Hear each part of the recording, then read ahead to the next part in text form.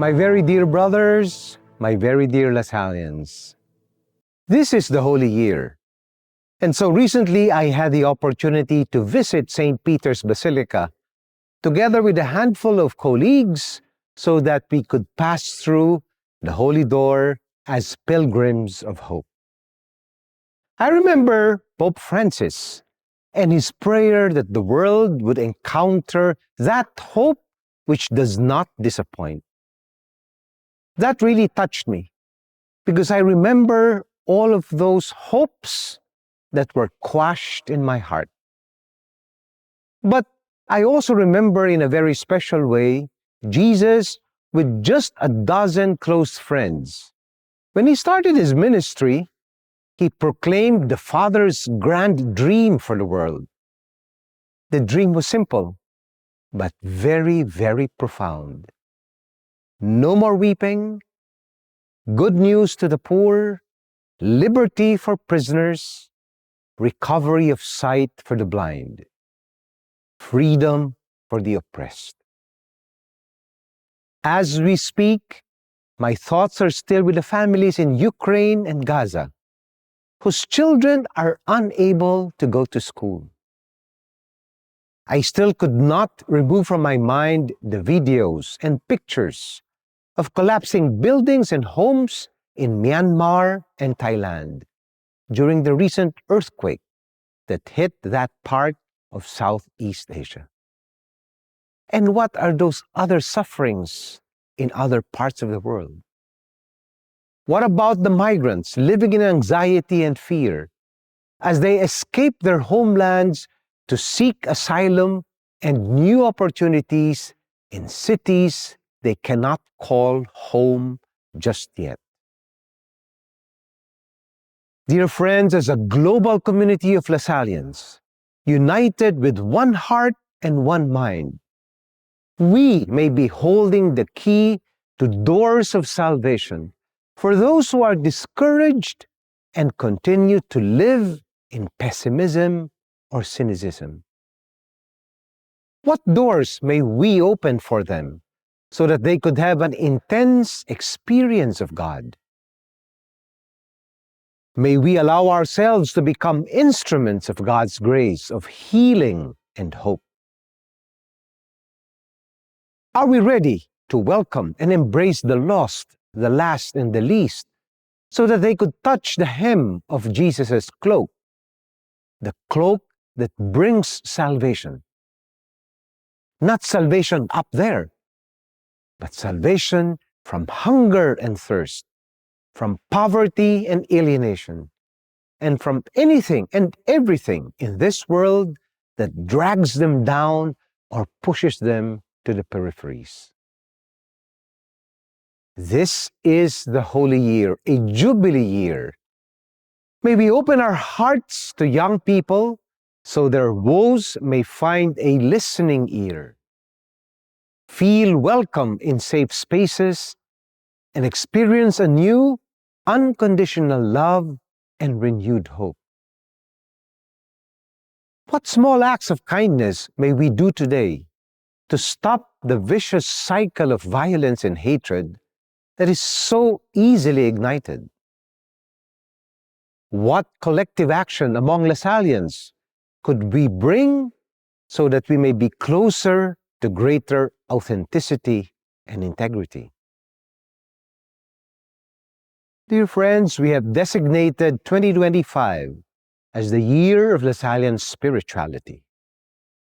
It is an invitation for us to reconnect with our founder and our founding story, and then to ask ourselves, how may we live that story in our time?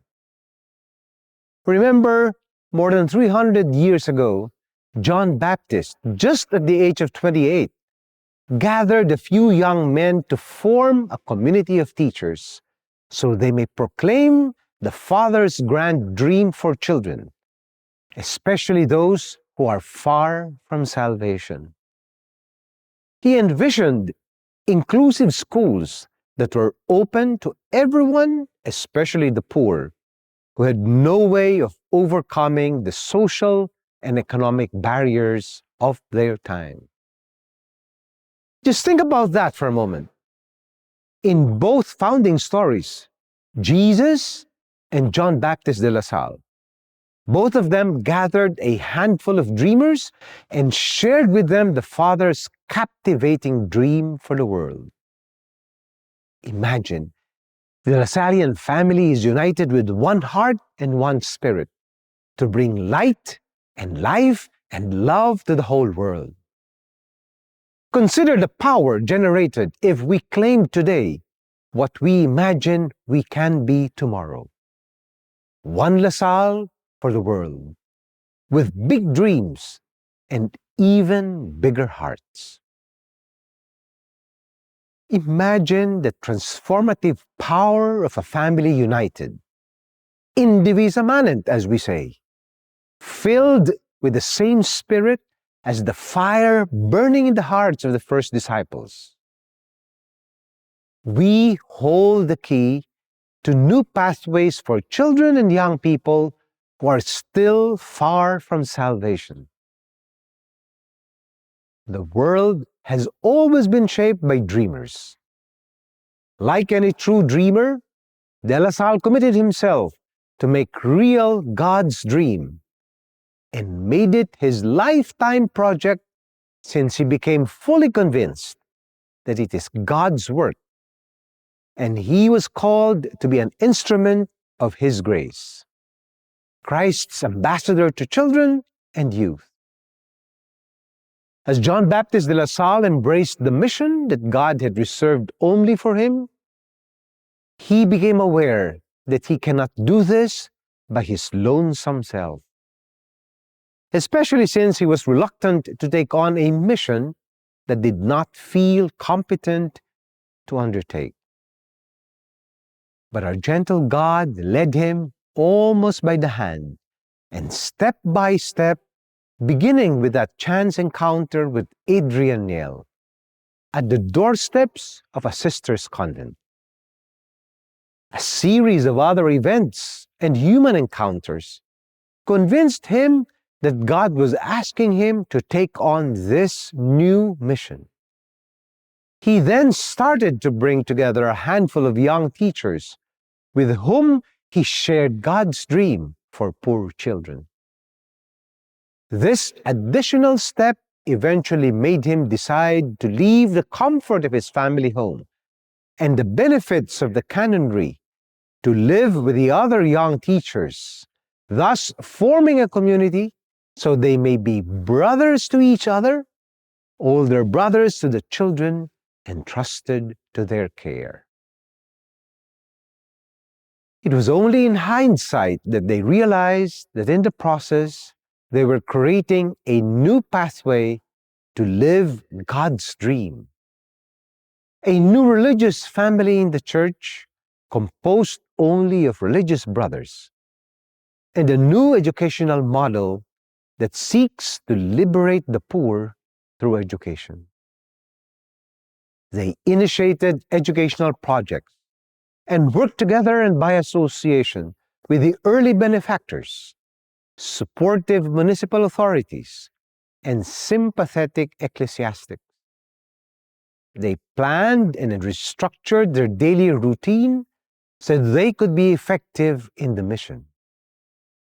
With a few of them, he later vowed to keep the mission alive, even if they had to live only on bread and water for the rest of their lives. They sought God together, and it was together that they found God. Their dream took shape not in grand proclamations and not in extraordinary events, but in the small, decisive steps and struggles to live in authentic fraternity and committed service to their educational mission. This holy year of grace, on this year of Lasallian spirituality, I pray that we would dare live the dream once again in audacity and much hope, a hope that will never, ever disappoint. Animo Lasal, live Jesus in our hearts forever.